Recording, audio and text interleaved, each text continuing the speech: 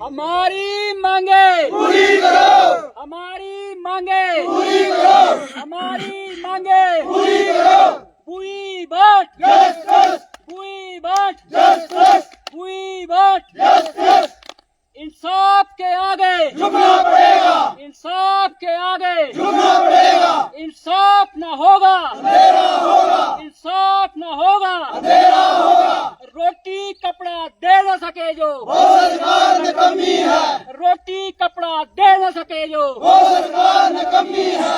बच्चे भूखे सोते हैं, हाय हाय करते हैं, बच्चे भूखे सोते हैं, हाय हाय करते हैं। जालिमो हाकिमो खून पीना छोड़ दो, जालिमो हाकिमो खून पीना छोड़ दो। और निकलो बंद मकानों से, जंग लड़ो बेईमानों से, और निकलो बंद मकानों से, जंग लड़ो बेईमानों से। अफसरशाही नहीं चलेगी, अफसरशाही नहीं चलेगी, तानाशाही नहीं चलेगी, गुंडागर्दी नहीं चलेगी, गुंडागर्दी नहीं चलेगी। डट के लेंगे अपना हक, डट के लेंगे अपना हक, वो छीन के लेंगे अपना हक, वो छीन के लेंगे अपना हक। अखिल शर्मा जी आगे बढ़ो, हम तुम्हारे साथ हैं, अखिल शर्मा जी आगे बढ़ो, हम तुम्हारे साथ हैं।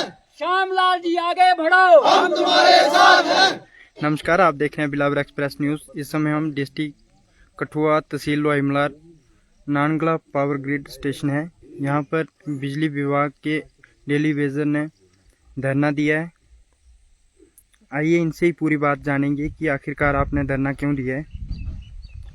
जी, सबसे पहले तो अपना नाम बताइए। मेरा नाम रमेश सिंह है, मैं एसटीडी में पावर हाउस नानगला में हूँ और पिछले 16-17 साल से मैं यहाँ पे ड्यूटी अपनी ईमानदारी से निभा रहा हूँ। मैं ना ज़्यादा लेते हुए मैं शॉर्टकट में ही बात करूँगा कि हमारी जो डिमांड है वो जेन्युइन डिमांड है। हम पीसफुल प्रोटेस्ट कर रहे हैं यहाँ पे। हमारी जो डिमांड है वो जेन्युइन डिमांड है। ये आज का मसला नहीं है, ये पिछले 25 साल का मसला चल रहा है। तो मैं एलजी और यूटी सरकार से यही रिक्वेस्ट करूँगा कि हमारी जो डिमांड है, जो जेन्युइन डिमांड है, इसको पूरा किया जाए। आज हमारी स्ट्राइक को चलते हुए आज 9वां दिन चल रहा है। तो ये हमारे जब तक यूनियन के हक में कोई फैसला नहीं आएगा, जो हमारे डेली वेजर भाई हैं इनके हक में कोई फैसला नहीं आएगा, तब तक हमारी काम छोड़ जो हड़ताल है वो लगातार जारी रहेगी। पहले तो एक ये जे&के हमारी स्टेट हुआ करती थी, अब ये इसकी 2 यूटी बनाई है। वो तो सेंटर का मसला है, सेंटर ने बनाई है, अब 2 यूटी बनाई है। अब हालात ऐसे हैं कि एक यूटी में एक डेली वेजर 9-9.5 हजार रुपया पे ले रहा है और दूसरी यूटी में 28,000 से लेकर 45,000 तक उनको पे दी जा रही है। ये कहाँ का इंसाफ है? तो मैं यूटी सरकार से और एलजी सरकार से यही रिक्वेस्ट करता हूँ कि हमारा मसला है जो उसको हल किया जाए। अगर नहीं करेंगे तो लोग भी रोड पे आएंगे और हमारा प्रोटेस्ट जो है वो काम छोड़ हड़ताल तो ऑलरेडी चल रहा है, तो हम वो अपना कंटिन्यू रखेंगे। वो हमारी जो स्ट्राइक है वो उसको कंटिन्यू रखेंगे। मैं फिर से हाथ जोड़ के रिक्वेस्ट करता हूँ अपने एलजी और यूटी सरकार से कि हमारा जो जेन्युइन डिमांड है इसको हल किया जाए। ये कब से हड़ताल कब से चल रही है? ये हमारी 26 जून से लगातार स्ट्राइक जारी थी और जब तक ये पावर रिस्टोर होती रही और हम मतलब चलने देते थे। लेकिन जब से ये पावर बंद है, हमने मतलब यहाँ बैठ के अब कल से यहाँ पे परमानेंट एम्प्लॉय आए हैं, वो चला रहे हैं, वही उनको हमने हैंड ओवर कर दिया है। हम यहीं पे फैंसी के अंदर हम यहीं पे बैठे हैं और यहीं पे डट के रहेंगे और लगातार हमारी स्ट्राइक चलती रहेगी जब तक हमारी यूनियन हमारे हक में कोई फैसला नहीं होगा। और हमारे आज तो हमें इतना समर्थन मिला है, पहले तो 3-4 दिन से हमारे डॉक्टर कमल कुमार जी हमारे समर्थन में थे, उसके बाद हमारे डीडीसी किशोर लाल जी थे, हमारे मास्टर एक्स एमएलए गौरीशंकर जी, ये तो दोला से उठ के इधर आए हैं, हमारे हक में आए हैं, इनका तो हमें समर्थन करना चाहिए। ठीक है। और हमारे डीडीसी किशोर कमल कुमार जी ये तो भी हमारे साथ लगातार चल रहे हैं। हमारी मांगे पूरी करो, हमारी मांगे पूरी करो। अगर सरकार हमारी तरफ कोई ध्यान नहीं देती है तो यहाँ के रोड भी ब्लॉक करेंगे और पब्लिक करेगी, हम नहीं करेंगे। हम तो पीसफुल प्रोटेस्ट चल रहा है हमारा जहाँ, और ये तो कंटिन्यू रहेगा। और रोड पे अगर लोग आएंगे तो हमारी कोई जिम्मेदारी नहीं है, ये सारी जिम्मेदारी एडमिनिस्ट्रेशन की होगी, चाहे तहसीलदार होंगे, हमारे एडीसी बिलावर, डिप्टी कमिश्नर कठुआ, हमारी कोई इसमें जिम्मेदारी नहीं है। आप कहाँ से आए? मैं बग्गन से हूँ, मेरा नाम सुरेंद्र कुमार है। मुझे 17 साल हो गए इस विभाग में नौकरी करते हुए और मेरे 7 साल रह गए हैं रिटायर होने के लिए। अभी तक 9,000 रुपये सैलरी मिलती है। हमारे बच्चे हैं वो पढ़ लिख रहे हैं, उनका खर्चा कैसे करें। अब परमानेंट करने के लिए आप किस किस के पास गए हो आज तक? आला अधिकारी हमने बहुत एजुटेशन की, जम्मू तक गए, बड़े बड़े अधिकारियों से मिले, एजुटेशन की, लेकिन आश्वासन पे आश्वासन मिलता है। कभी 15 दिन टाइम दे दो, कभी 10 दिन टाइम दे दो, कभी 1 महीना टाइम दे दो, कभी फाइलें लाओ, कभी अपना आधार कार्ड लाओ, कभी कुछ लाओ। 100 बार तो हमने फाइल बना के दे दी आधार कार्ड, फिर पता नहीं कहाँ छोड़ते हैं, ये कहाँ रख देते हैं। ये टाइम पे टाइम टपाते जाते हैं। टाइम ही टपाने के लिए ये सिर्फ आधार कार्ड और यही मांगते हैं हमसे, कागज मांगते रहते हैं।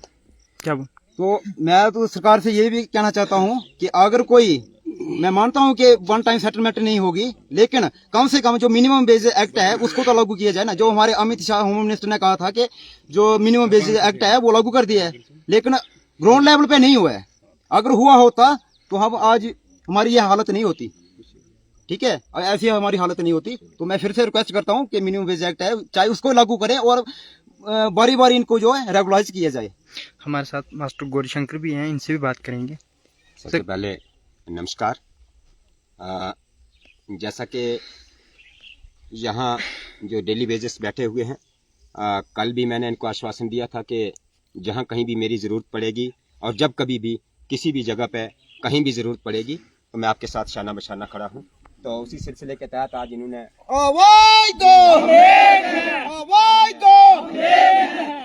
हमारी मांगे पूरी करो, हमारी मांगे पूरी देखिए, सियासत एक अलग चीज है। तो यहाँ सियासत के नाते हम यहाँ इनके साथ खड़े नहीं हैं, हम इंसानियत के नाते यहाँ इनके साथ खड़े हैं। और मेरे दिल को छू जाता है जब इनकी परेशानियों को देखते हैं। आज से नहीं बल्कि जब से मैंने इनकी समस्या को झेला है। मैं एक डेली वेजर की रिटायरमेंट में गया हुआ था, तो रिटायरमेंट में गया हुआ था, मैं उनके साथ साथ चल रहा था। तो साथ चलते हुए वो पीछे देख रहा था, मुड़ मुड़ के पीछे देख रहा था। मैंने कहा काफी लोग आ रहे हैं यार आपके साथ, आप क्या देख रहे हो? बोलता सर यही तो देख रहा हूँ कि घर में इतना राशन बना है कि नहीं बना है, लोग मेरे घर जा रहे हैं उसको छोड़ने के लिए। देखिए एक रिटायर्ड पर्सन को वहाँ छोड़ने के लिए। तो तब से मैंने ऑब्जर्व किया और उसके बाद मैंने इसकी रूट तक गया। मैंने देखा कि वाकई कोई देश, कोई रियासत, कोई यूटी ऐसी नहीं है यहाँ इस तरह से लोगों को डेली पे ही रिटायर किया जाए। यहाँ जो रिटायरमेंट दी जाती है, ये पहला हमारा जो जम्मू कश्मीर है, यहाँ डेली बेसिस को बिना परमानेंट किए, बिना पॉलिसी के ही रिटायरमेंट पे भेज दिया जाता है। और उनके जिंदगी के जो कीमती समय होता है, जो जवानी का टाइम होता है, जब एनर्जी होती है, एनर्जी के टाइम जो अपना काम कर सकते हैं, वो एनर्जी जो है वो पूरे महकमा को दे देते हैं। पूरा अपना जो कमाने का टाइम होता है इन्होंने डिपार्टमेंट को दे दिया। जब डिपार्टमेंट को दे दिया तो डिपार्टमेंट की ये रिस्पॉन्सिबिलिटी बनती है, गवर्नमेंट की ये रिस्पॉन्सिबिलिटी बनती है कि इनके जब बढ़ापा आता है तो इनके जीवन बसर कैसे होगा।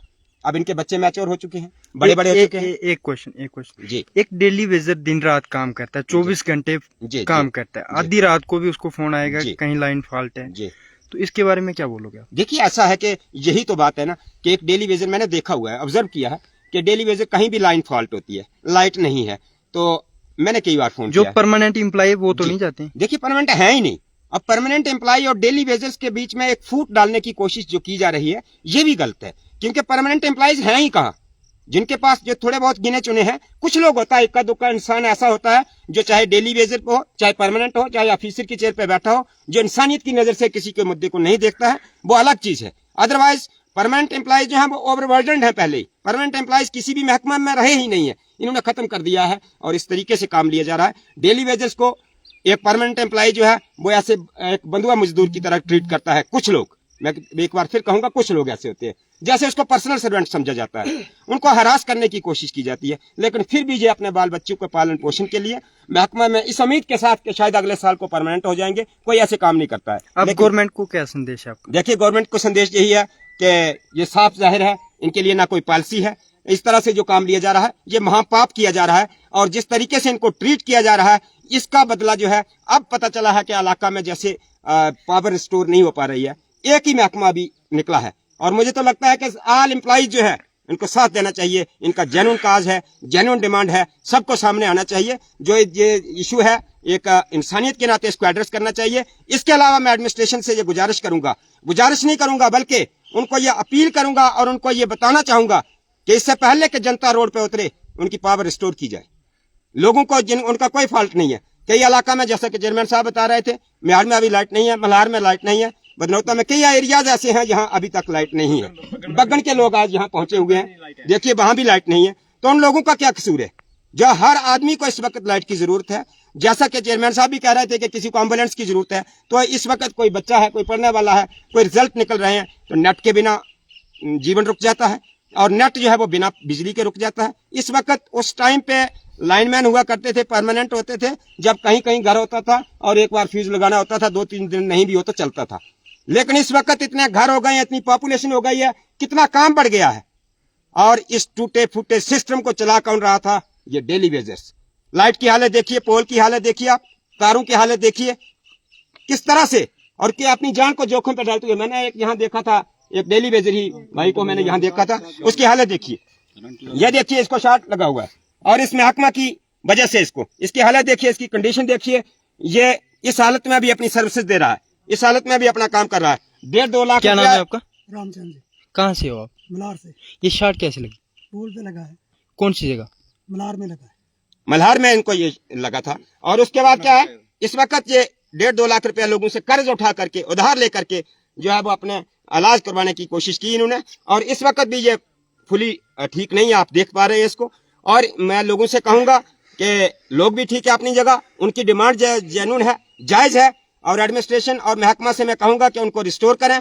बट डेली वेजर्स को हरास करने की कोशिश जो कुछ ऑफिसर्स, मेरे सुनने में आया है कि यहाँ कुछ ऑफिसर ऐसे हैं, कुछ लोग ऐसे हैं जो डेली वेजर्स को हरास करने की कोशिश कर रहे हैं और प्रेशर डालने की कोशिश कर रहे हैं। हमारी मांगे पूरी करो, हमारी मांगे पूरी करो। ऑफिसर को भी ये देखना चाहिए कि इनके भी बच्चे हैं, उनकी सैलरी कितनी है, उनका गुजारा कैसे हो रहा है। और ये लोग इस सैलरी में काम कर रहे हैं, और जब कभी भी रात को भी फॉल्ट होता है तो आप फोन करते हैं तुरंत, आप ये नहीं देखते इसकी सैलरी कितनी है। और रात को जाके वो लाइन ठीक करता है। किसी के घर में फंक्शन है, चलाएगा दिन रात, कहीं भी फॉल्ट होगा चलाएगा। लेकिन अगर किसी के पास कोई एविडेंस है, कोई सबूत है कि कोई लाइनमैन, कोई जो हमारा डेली वेजर भाई है वो लाइन के साथ छेड़छाड़ कर रहा है, तो उस सबूत को पेश करे। अदरवाइज किसी को भी हरास करने की कोशिश की जाए, कोई पुलिस से थ्रेटन कराने की कोशिश की गई, तो किसी के भी खिलाफ आवाज उठाने से हम पीछे नहीं रहेंगे और बाद में हमको पछताना पड़ेगा। खून पीना छोड़ दो, जालमो हाकमो, खून पीना छोड़ दो, जालमो हाकमो। खून पीना छोड़ दो। ये आपके पर्सनल नौकर नहीं है, ये भी इसी देश का हिस्सा है। इस डेमोक्रेटिक कंट्री में राइट है हर इंसान को कि अपने राइट के लिए वो, अपने हक के लिए वो आगे बढ़े। किसी का पर्सनल नौकर कोई नहीं है। इसलिए जो लोग काम कर रहे हैं इनको काम करने दिया जाए, और अपनी डिमांड के लिए अगर पीसफुल यहाँ प्रोटेस्ट कर रहे हैं तो पीसफुल के बाद ये उग्र भी होते हैं प्रदर्शन, और उग्र करने पे मजबूर ना करें। सीएम साहब, एलजी साहब, इलेक्टेड लोग जो हैं, खास तौर पे मैं कहना चाहूंगा कि जब तक एलजी प्रशासन था तो हमें उम्मीद नहीं थी। क्यों नहीं थी? क्योंकि नेचुरली इलेक्टेड गवर्नमेंट हमारी डेमोक्रेटिक कंट्री है। इलेक्टेड गवर्नमेंट इसीलिए होती है कि वो लोगों की समस्याओं को जानती है, और ये बहाना नहीं चलेगा। कुछ लोग, मैंने सुनने में आया है कि कुछ लोग कहते हैं कि यहाँ बहुत अनएम्प्लॉयड यूथ है, 500 रुपये पे काम करने वाले, कोई 500 रुपये पे काम करने वाले। इनके लिए जो पॉलिसी है वही रखी है उन्होंने। जो पढ़ा लिखा यूथ है, उनके पेरेंट्स ने इसलिए पढ़ाया है उनको कि इनके लिए भी जिस तरह से इनकी जिंदगी तबाह की है, इनके बच्चों की लाइफ तबाह की है, अनएम्प्लॉयड यूथ के लिए पॉलिसी लेके आए, उनको जॉब दें, और इनके लिए पॉलिसी लेके आए, इनको परमानेंट किया जाए। धन्यवाद, थैंक्स अ लॉट। हमारे साथ बीडीसी चेयरमैन भी हैं, इनसे भी पूछेंगे जी। सबसे पहले आपका बहुत बहुत शुक्रिया। तो आप जहां हमारे पावर हाउस नांग में पहुंचे, हमारे जो डेली वेजर भाई धरने पे बैठे हैं, इनकी जो खबर लेने के लिए, तो आपका बहुत बहुत धन्यवाद। आपने इनकी आवाज़ सुनी, आपने हमारे बीच दौला से आए हुए मास्टर गोरीलाल जी ने पूरी तफसील से बात सुनी। मैं तो 3-4 दिन से बोल रहा हूँ, पूरी अपनी जो बात, इनकी बात है वो हाईलाइट कर रहा हूँ, लेकिन फिर भी मैं ये बताना चाहता हूँ कि आज बग्गन से जो हमारे 15-20 और डेली वेजर जहाँ पावर हाउस नानका में पहुँचे हैं, देखिए कितनी तादाद में जहाँ लोग अभी खड़े हैं डेली वेजर भाई।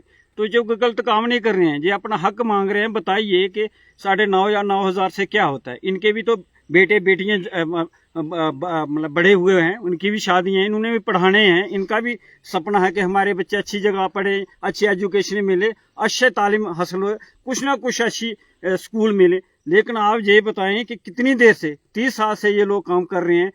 कुछ हमारे भाई हैं वो 3 साल रह गए, किसी का 1.5 साल रह गया रिटायरमेंट होने के लिए, तो घर के क्या लेके जाएंगे ये बताएं। है ना कितना दुख है इनको, इसलिए ये अपना हक मांग रहे हैं। कितनी देर से अपना हक मांग रहे हैं, लेकिन गवर्नमेंट इनको क्या करती है कि जैसे वो बार बार झूठा आश्वासन दे के इनको यही कहते हैं कि हो जाएगा, लेकिन होता नहीं। आज ये 26 तारीख से हड़ताल पे बैठे हैं, लेकिन यहाँ 4 दिन से परमानेंट हड़ताल पे बैठे हैं। इसलिए हम लोग खड़े हैं कि गवर्नमेंट को इनकी सुध लेनी चाहिए, खबर लेनी चाहिए। हमारे जो एडमिनिस्ट्रेशन है, तहसीलदार Lohai Malhar, ADC Billawar, deputy commissioner Kathua, हमारे chief minister Omar Abdullah, LG Manoj Sinha ji, मैं कहना चाहता हूँ कि इनके बारे में सोचिए, क्योंकि ये गरीब जनता भी देख रहे हैं, ये लाइव भी देख रहे हैं, न्यूज भी सुन रहे हैं हर बार के कुछ ना कुछ करें, लेकिन इतना डिले ना करें, क्योंकि इनके बगैर काम नहीं चलता है। दिन रात यही जो हमारे भाई हैं जो काम करते हैं, अगर रात पड़ती है कहीं लाइट बांध दिया तो इनको जगाया जाता है, इनको फोन पे बताया जाता है कि जल्दी से जल्दी, और यही जो लाइट चलाते हैं। परमानेंट मुलाजिम है कितने? मैं परमानेंट मुलाजिम को दोष नहीं देना चाहता, लेकिन है कितने? अगर है कोई AWJ वगैरह, तो क्या वो अगर 50 साल या 55 साल या 45 साल अगर वो खंबे में चढ़ सकते हैं? ये बताइए, यही काम कर रहे हैं, कर तो परमानेंट भी हैं, लेकिन बताइए परमानेंट मुलाजिम है कौन सा डिपार्टमेंट, कितने परमानेंट, कितने पद खाली हैं? इसलिए ये काम करें। क्यों इनको डेली बेसिस एक्ट मिलना चाहिए? अगर परमानेंट नहीं कर सकते उनको 20,000 दीजिए ना। आप तो पहले गवर्नमेंट नहीं थी, LG शासन था, अब तो गवर्नमेंट है। मैं फिर यही बार बार कहना चाहता हूं, उनको जल्दी से जल्दी इनके साथ बातचीत की जाए, तो आज अपनी हड़ताल खत्म करे, उनको अपना हक मिल सके। क्योंकि अगर 20,000 कितना होता है, कितनी देर से कर रहे हैं? 1 साल 2 साल, कोई बीमार है, अभी देखा हमारे भाई साहब के करंट लगा हुआ है, वो उधार लेके कर्जा लेके अपना जो खर्चा चला रहे हैं, मेडिसिन चला रहे हैं। तो ये बहुत ही शर्मनाक बात है कि ऐसे होगा तो ये अपनी जगह जमीन बेच के भी इनका पूरा नहीं होगा, इलाज करवाएंगे, अपने बच्चे कैसे पालेंगे? ना तो दिहाड़ी लगा सकते। अगर एक दिहाड़ी लगाता है बंदा, तो ये बताइए वो भी तो 500-600 रुपया कमाता है, 17-18 रुपया कमाता है, इनका तो 9,000 से बनता क्या है, ये सभी को पता है। इसलिए मेरी बार बार गवर्नमेंट से यही रिक्वेस्ट है कि इनकी बात जल्दी से जल्दी हल की जाए, ताकि ये लोग अपनी हड़ताल खत्म करें। अगर नहीं, इनको प्रताड़ित ना किया जाए, क्योंकि किसी को हरासमेंट किया जाता है, दाड़ा मारा जाता है, ऐसा नहीं है। जो पीसफुल प्रोटेस्ट कर रहे हैं, हम लोग इनके साथ खड़े, कहीं अगर हमारी जरूरत पड़ती है हम इनके साथ 24 घंटे खड़े हैं। इसलिए मैं ना बोलता हुआ धन्यवाद। आप कहाँ से आए? फीमेल भाई से आया। कब से आए यहाँ? मुझे 3रे दिन है यहाँ पे स्ट्राइक पे। क्या कोई आला अधिकारी आया यहाँ? नहीं, अभी तक तो कोई नहीं आया। आपने किसी से बात की? नहीं, किसी से नहीं। बात तो उनको करनी चाहिए हमारे साथ, वो क्योंकि तो हम है। सर्विसेज दे रहे हैं यहाँ सारे इलाके में, हम लाइट चला रहे हैं, ठीक है। तो आप कहाँ से हैं? पदनोता से। कब से आए यहाँ? आज हो गए ना 6 दिन। कितनी एज हुई आपकी? 53 साल। कितनी ड्यूटी कितनी बची आपकी? 2 साल? हाँ, 2 साल। आप क्या बोलो? मैं यही बोलना चाहता हूँ कि परसों हमारी तादाद कम थी, कल ज्यादा थी, और कल से आज उससे भी ज्यादा है। हमारे समर्थन में बग्गन जो जहाँ से कम 60-70 किलोमीटर दूर होगा, वो स्पेशल गाड़ी लेके वो हमारे साथ आए हैं, इधर हमारा समर्थन कर रहे हैं। और जो STD मेंटेनेंस वाले हैं वो बग्गन से वो हमारे इधर समर्थन में आए। अगर गवर्नमेंट सरकार ने अगर सरकार ने कुछ नहीं हमारे हक में फैसला लिया, तो हम अपने बीवी बच्चों के साथ, अपनी पूरी फैमिली के साथ हम यहाँ पे धरना देंगे, और डे नाइट चलेगा यहाँ पे। ये नहीं है कि एक दिन बैठेंगे चलेंगे, हम यहाँ पे डे नाइट बैठेंगे। और क्या कहना चाहोगे? बाकी हम हंगर स्ट्राइक से जा रहे हैं 8 तारीख से, जैसे हमारे यूनियन का फैसला है जम्मू से कि हंगर स्ट्राइक होगी, और हमारी भी अगर वो हंगर स्ट्राइक करेंगे और हमारी इधर भी हंगर स्ट्राइक शुरू हो जाएगी। ये आप देख रहे हैं बिलावर एक्सप्रेस। आवाज दो, आवाज दो, हमारी मांगे पूरी करो, हमारी मांगे पूरी करो, हमारी मांगे पूरी करो, आवाज दो। उनकी मांग भी जेन्युइन है, उनको परमानेंट किया जाए। ये 2004 से सभी लगे हुए हैं। हमारी मांगे कमेंट बॉक्स में अपनी राय जरूर दें। पूरी करो हमारी वीडियो को ज्यादा से ज्यादा शेयर करें। निकलो बंद मकानों से, जंग लड़ो बेईमानों से, निकलो बंद मकानों से, जंग लड़ो बेईमानों से, जालमो हाकमो, खून पीना छोड़ दो, जालमो हाकमो, खून पीना छोड़ दो, डट के लेंगे, एडमिनिस्ट्रेशन के बारे में सोचना चाहिए। अपना हक, छीन के लेंगे, अपना हक, छीन के लेंगे। वीडियो को ज्यादा से ज्यादा शेयर करें। खेती आगे बढ़ो, हम तुम्हारे साथ हैं, खेती आगे बढ़ो, हम तुम्हारे साथ हैं, शाम जी आगे बढ़ो, हम तुम्हारे साथ हैं, शाम जी आगे बढ़ो, हम तुम्हारे साथ हैं। देखते रहे बिलावर एक्सप्रेस न्यूज़। अगले अपडेट के लिए हमारे साथ बने रहे। जय हिंद, जय भारत।